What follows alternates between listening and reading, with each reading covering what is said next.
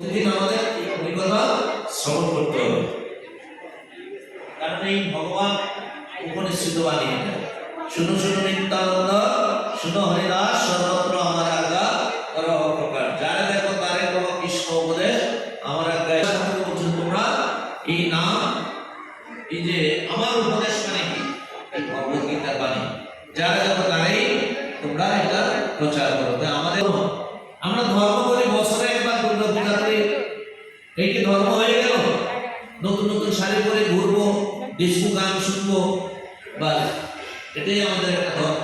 প্রধান ধর্মীয় উৎসব কি দুর্গা পূজা, কিন্তু বছরে একবার 3 দিন, আর একদিন দশমী মাস শেষ।